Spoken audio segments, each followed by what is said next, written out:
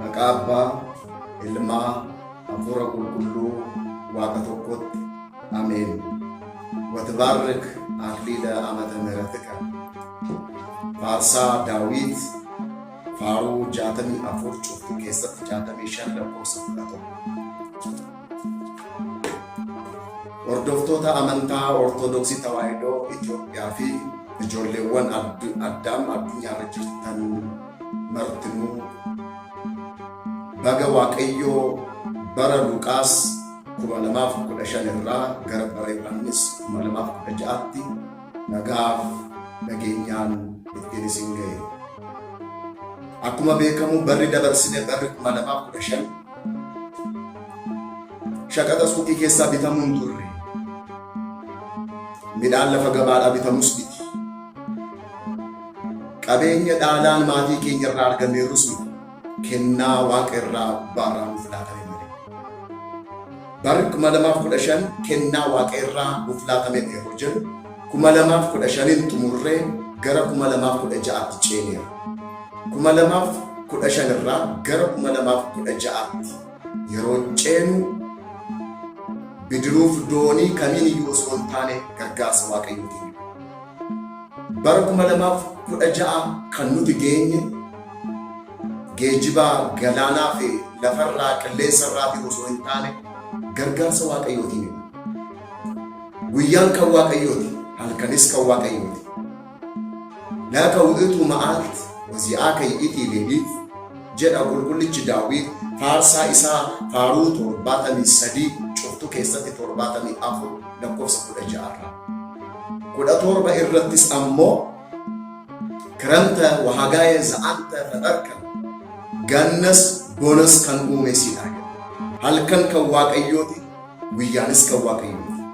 Boonni kan waaqayyooti, gannis kan waaqayyooti. Ganna waaqayyo uume keessatti midhaan facaasannaa, bona waaqayyo uume keessatti callaa keenya sassaabanna. Halkan waaqayyo uume keessatti boqonnee aara galfannee ni ciisna. Guyyaa waaqayyo uume keessatti immoo baay'ee keenya, hojii keenya ni hojjetanna jecha. Kanaafuu yeroo hundumtuu kan waaqayyo barris yeroonis hundumtuu kan waaqayyo uume. Seexanni guyyaa uumee nuu laateeru hin qabu. Barri hundumtuu yeroo hundumtuu kan waaqayyoodha. Yeroo waaqayyo nuuf uume keessattidha jiraachaa jirra jecha. Egaa yeroo waaqayyo nuuf uume keessattidha jiraachaa jirra taanaan dhugaa kanaanis erga keessa keenya of amansiisnee bara waaqayyo kennaadhaan nuuf laate kana bara waaqayyo arjummaa isaatiin nu gonfachiise kana keessatti hojii gaarii waaqayyo hojjechuu nurraa eegama. Bara arjummaa keessiin ni gonfachiista. Akkuma jalqaba irratti jenne faarsaa Daawit faaruu 64 cuftu keessatti 65 lakkoofsa 11 irratti bara arjummaa keen ni gonfachiista. Kan nu gonfachiise waaqayyo bara 2015 kennaadhaan nuu laate keessa jiraanne keessa dabarre nagaadhaan kunoo bara 2016tti ceene. Barri 2016 kunis ammoo kennaadhaan waaqa irraa kan nuuf laatame, badhaasa waaqa irraa nuuf laatame. Namni tokko kan inni badhaafamu yoo waan tokko irratti injifate, namni tokko kennaan kan isaaf laatamu yoo hojii gaarii hojjete, yoo nama gaarii ta'ee gaarummaan isaa calaqqisee mul'atedha jecha. Anaaf isiniif garuu bara 2016 kana waaqayyo arjummaa isaatiin nu badhaasee, waaqayyo arjummaa isaatiin akka kennaatti nuuf kenne bara kana gaafa jennu hojii gaarii maal hojjenneetu dha. Gaarummaa isa kamtu nurratti calaqqisee mul'ateetu dha. Kun arjummaa waaqayyo qofa. Nuuf arjoomee bara kana kunoodha jedhee nuuf laate. Bara kana immoo kan nuuf laate barichi kan gaabbii ta'ee akka qalbii keenyatti jijjiirrannuudhaaf jecha. Egaa bara haaraa waaqayyo nuuf laate kana keessatti akka fedha waaqayyotti deddeebi'uun hunduma keenya irraa eegama jecha.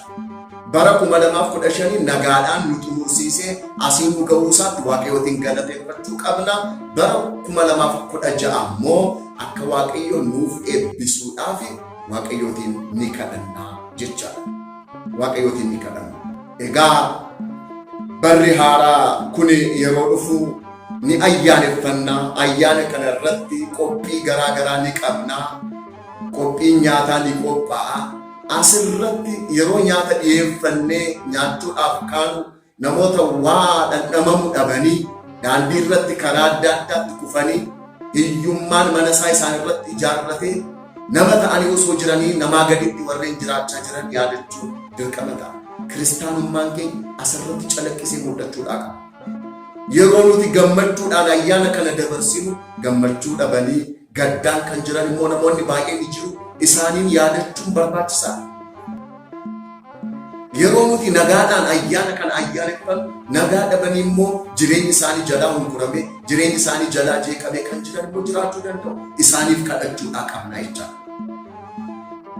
Hiyyeessa homaa tokko hin qabneef gaafa hiixannee ilaallu akkaataa kanaan yoo ayyaanicha ayyaanessinedha. Barri haaraa kunis bara eebbaa, bara quufaa kan nuuf ta'uu danda'u jechaadha.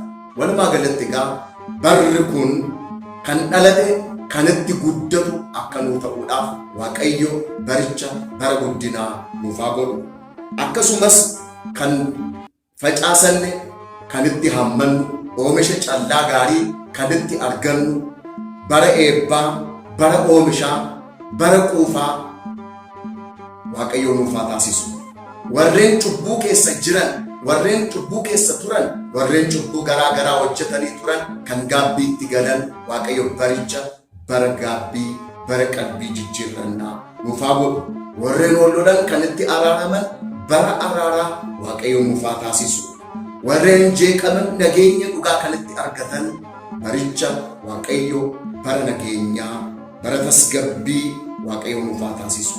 Warreen addaan baateedhaan jiran, warreen gargar qoodamanii jiran hundumtuu kan yaada tokkoon tokko itti ta'an baricha Waaqayyo bara tokkummaa nuuf haa godhu. Warreen dhukkubsatan kan itti fayyan Waaqayyo baricha bara fayyinaa nuuf haa taasisu. Bara 2016 bara haaraa kana Waaqayyo kan kufan hundumtuu kan ittiin ol ka'an bara ol ka'umsaa Waaqayyo nuuf haa godhu. Warreen eebba barbaadan hundumtuu kan itti eebbifaman Waaqayyo baricha bara eebbaa nuuf haa godhu. Hundumti keenya jaalalaan jiraachuu barbaanna. Waaqayyo bara haaraa bara 2016 kana bara jaalalaa nuuf haa godhu.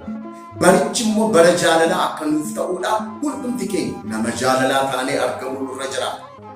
Barichi bara nageenyaa akka nuuf ta'uudhaaf Waaqayyos baricha bara nagaa, bara nageenyaa akka nuuf godhuudhaaf namoota nagaa qabeessa, namoota nagaa hawwan ta'uudhaa qabna jecha.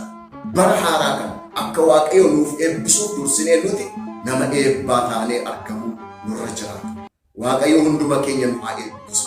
Ayyaana keenya kana, ayyaana haaraa, bara haaraa dhufe kana Waaqayyo bara eebbaa, bara quufaa, bara gabbinaa Waaqayyo nuuf haa godhu.